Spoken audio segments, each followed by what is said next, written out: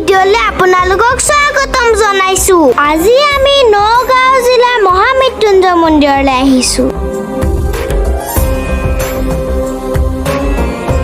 আপোনালোকে জানেনে ৱৰ্ল্ডৰ সবতকে বিগ শিৱলিংগটো হ'ল এইটো আৰু ইয়াৰে হাইটটো হ'ল 126 ফিট আৰু দেখিছে আপোনালোকে এয়া ভক্ত